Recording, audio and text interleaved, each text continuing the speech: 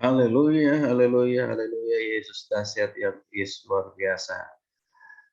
Aku kuat karena firman, aku kuat karena Tuhan. Ini harus menjadi moto kita di RPKM, Renungan Pengajaran Katolik Misteri.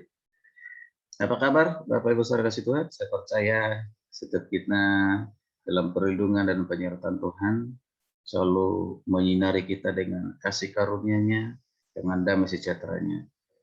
Sebelum kita melanjutkan renungan firman Tuhan dengan topik yang sama, melanjutkan renungan sebelumnya, yaitu sikap yang berhasil.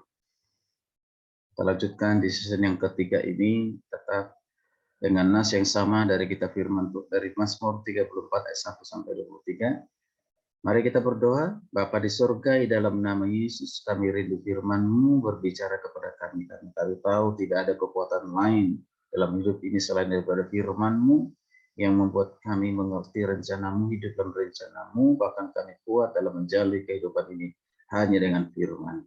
Buat kami mengerti ya Roh Kudus, bukan saja mengerti tapi kami siap menjadi pelaku dari kebenaran firman-Mu dan membagikan kepada orang lain. Dalam nama Yesus, haleluya. Amin. Bapak Ibu yang kasih Tuhan, saya akan membaca satu firman Tuhan. Kita lanjutkan dengan Mazmur 34. Mazmur 34 ayat yang ketiga, ayat ketiga. Saya akan baca khususnya ayat yang ke-3 dan 4. Nah, 3 dan 4 saya akan baca. Dikatakan demikian. Karena Tuhan jiwaku bermegah, biarlah orang-orang yang rendah hati mendengarnya dan bersuka cita. Muliakanlah Tuhan bersama-sama dengan aku. Marilah kita bersama-sama memasukkan namanya. Ini adalah suatu ungkapan atau pernyataan dari Daud. Kita mengenal siapa Daud. Ya, Daud adalah seorang raja yang diurapi Tuhan, dipakai Tuhan dengan luar biasa. Yang menjadi alat di tangannya, bahkan melalui Daud ada nubuatan-nubuatan tentang kerajaan yang kekal, yaitu kerajaan di bumi dan di sorga. Jadi bukan hanya kerajaan di bumi, tapi kerajaan sorga, saudara Tuhan. Karena kerajaan kita bukan di dunia ini, karena kerajaan kita ini sementara. Di dunia ini hanya sementara. Tetapi Daud telah dipersiapkan oleh Tuhan melalui nubuatan-nubuatan tentang pekerjaan Allah, rahasia Allah yang akan terjadi di masa yang akan datang. Dan itu sudah terjadi, saudara Tuhan. Dan banyak yang terjadi. Tapi kita perhatikan kembali bagaimana Daud dalam menjalani kehidupannya.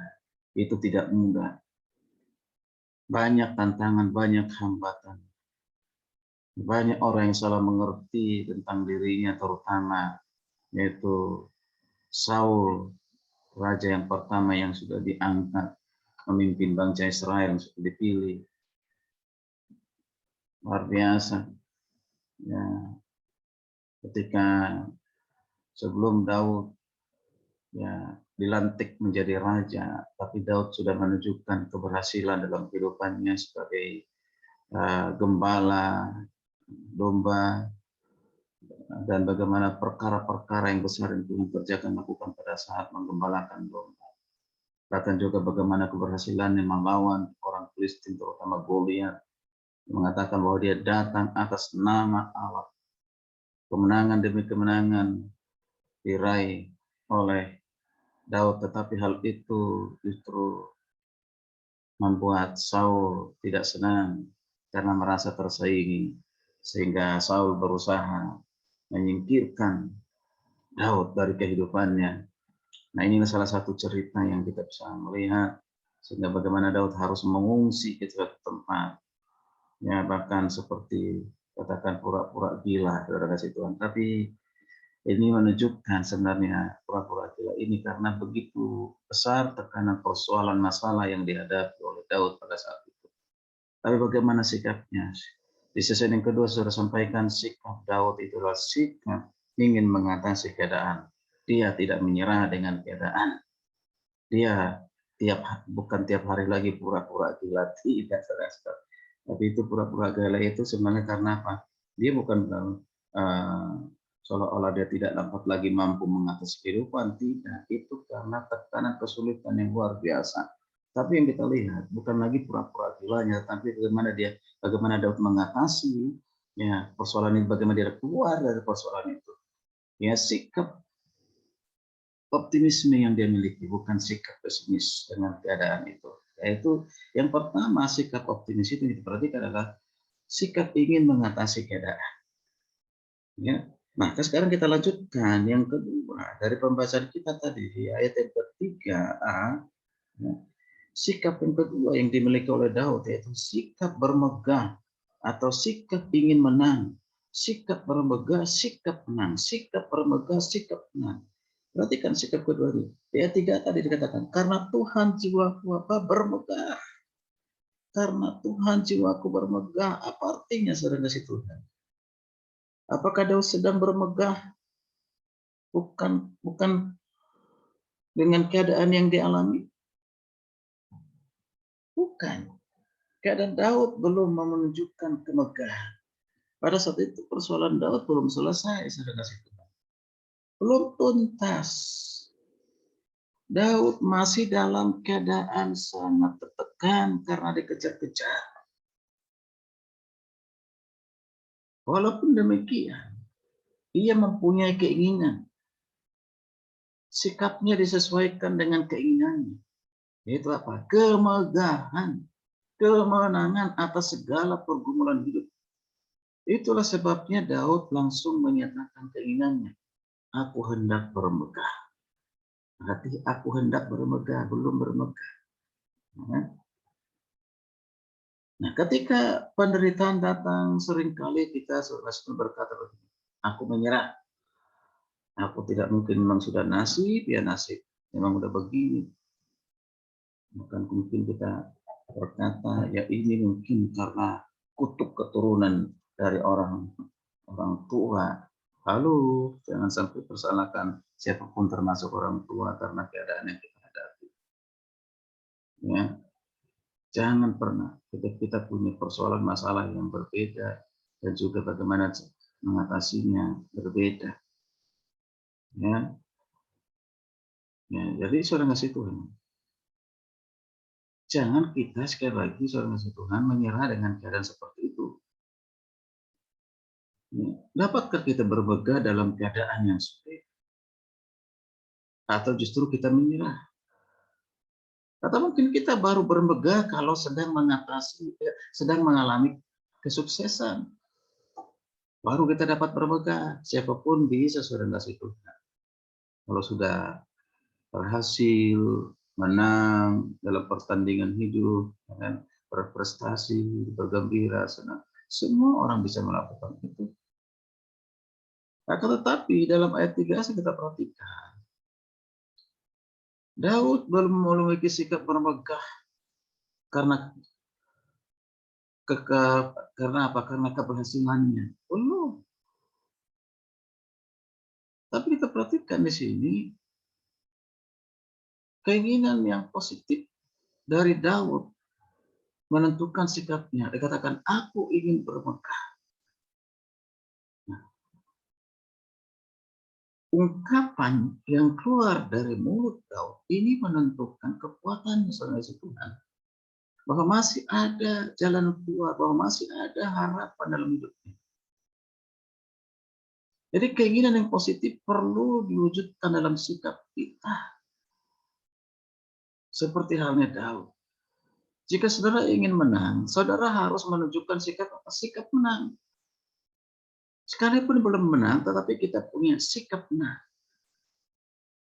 Dalam perlombaan apapun itu, perlombaan sepak bola, voli, setiap tim sebelum bermain, mereka sudah punya sikap bahwa kami menang.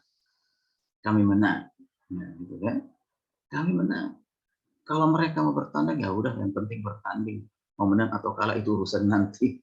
Tidak. Makanya sebelum bertanding, begitu disiplin latihan, terus menerus latihan. Mengapa? Ketika mereka latihan, pasti di pikiran setiap tim, kami ingin menang, kami ingin mengalahkan lawan, dan kami menang. Itu pasti sikap seperti itu. Tapi kalau udah melihat lawannya sudah berpengalaman, sudah pernah jadi juara. Aduh, mungkinkah kita menang melawan mereka yang sudah pernah jadi juara? Lalu itu sikap namanya sikap menyerah sebelum bertanding.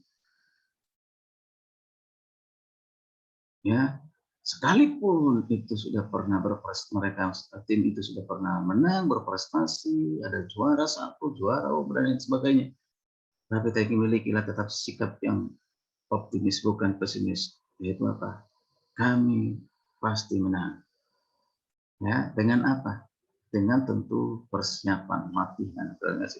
Demikian juga dalam kehidupan kita, saudara Tuhan. Ya, ya. Jadi kalau seorang atlet atau atlet ya ataupun pemain bulu tangkis atau pemain sepak bola dan yang lain, mereka ingin menang ya itu harus punya sikap yang dimiliki adalah sikap yang mau menang, bukan sikap yang mau kalah. Ya, bukan sikap yang hanya karena ya, yang penting bertanding, saudara-saudara. Tidak ini.